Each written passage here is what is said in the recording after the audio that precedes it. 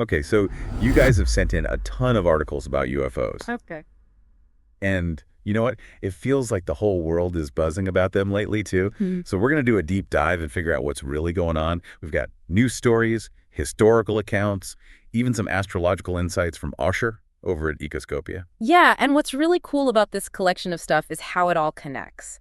You've got recent news mixed with like historical UFO cases, and then there are some pretty big questions about artificial intelligence, consciousness, and even the cosmos. It feels like we're about to have some big changes in how we understand this stuff, right? Like, are we finally ready to admit we're not alone and that what we see up in the sky could be way more complex than we ever thought? Yeah, you're right.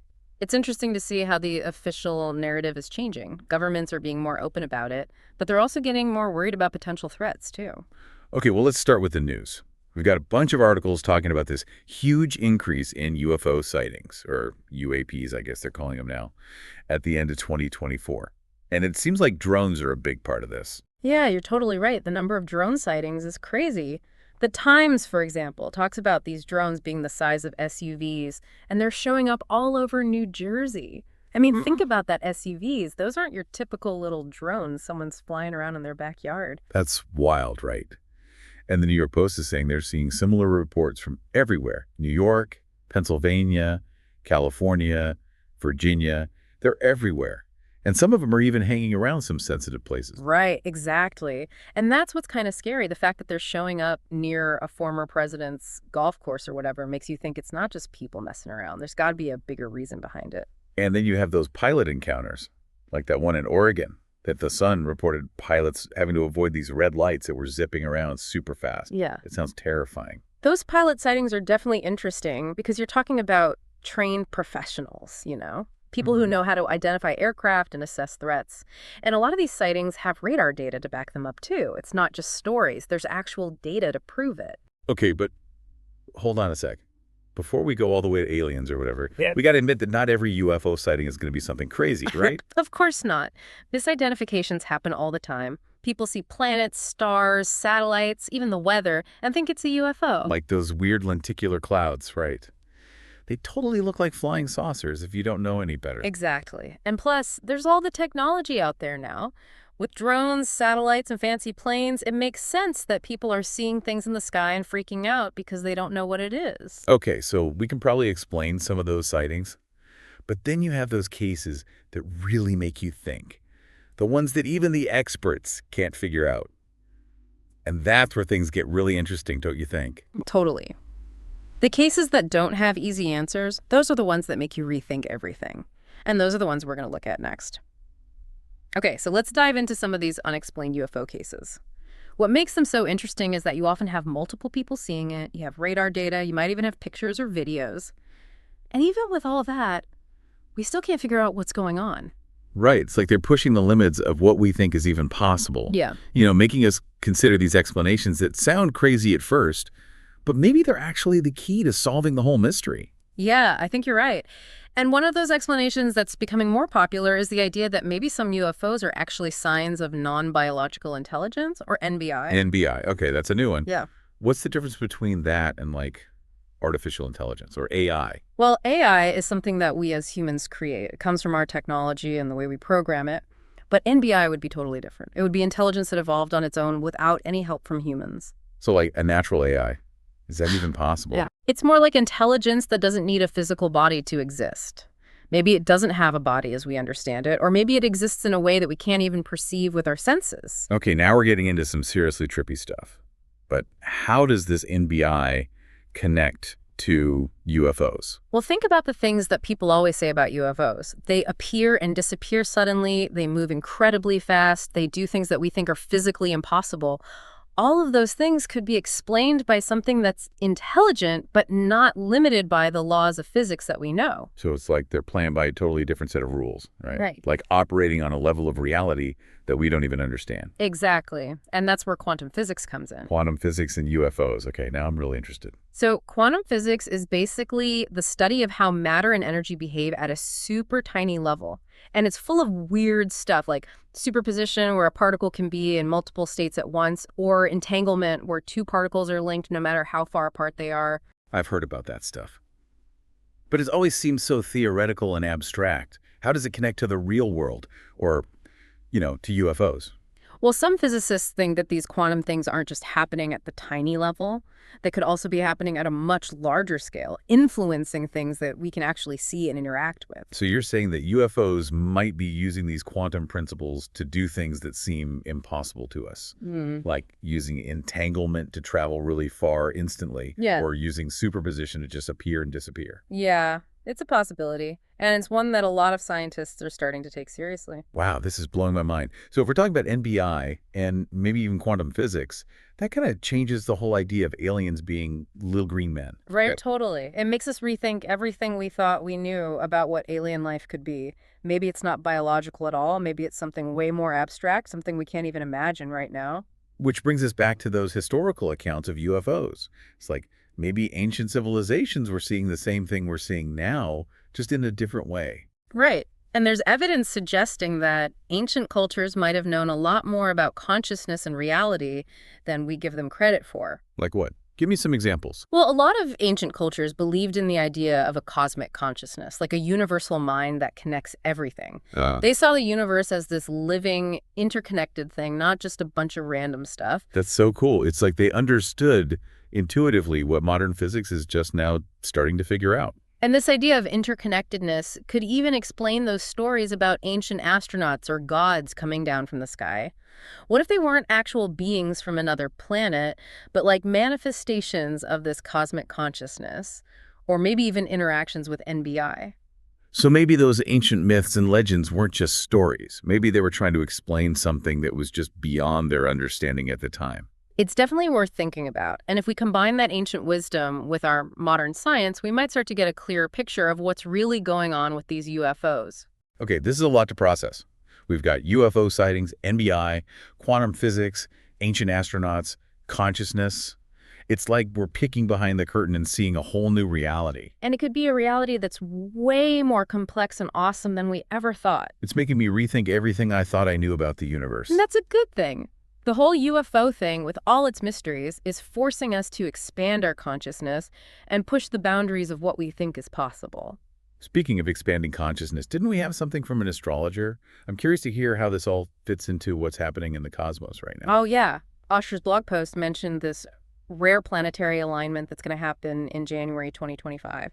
And astrologically, it's supposed to be a time of major change and transformation. Right. She talked about Pluto moving into Aquarius and something about a global awakening. What does all that mean?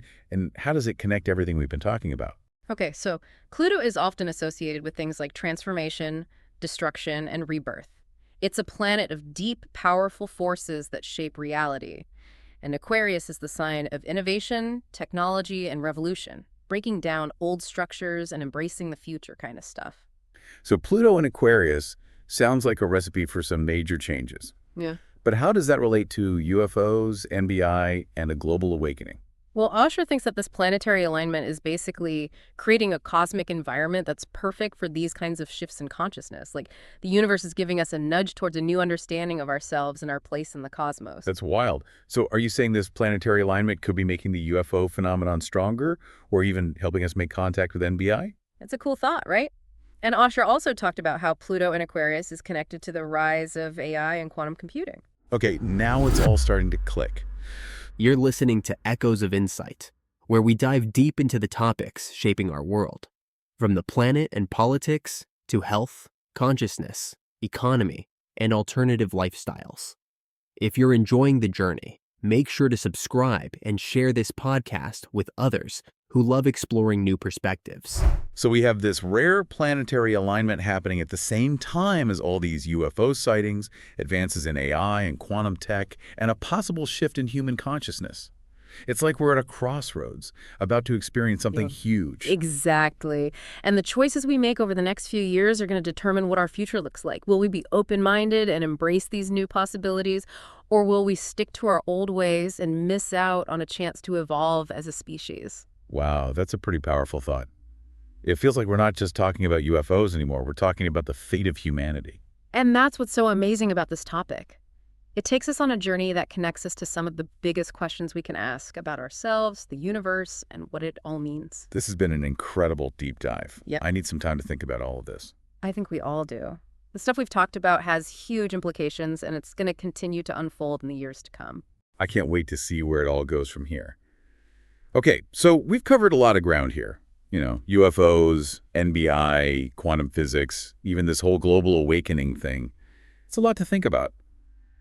And I'm still trying to wrap my head around what it all means for us. Like, what does this actually mean for how we live our lives?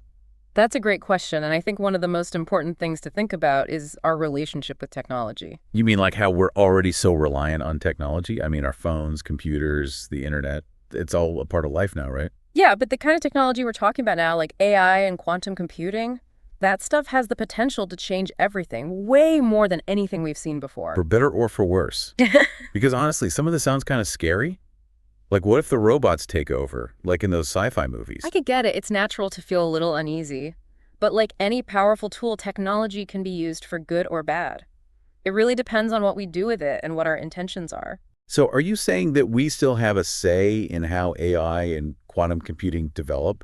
Like, we get to decide how they impact our lives? Exactly. We have a choice to make. We can either let technology control us, or we can learn to control it.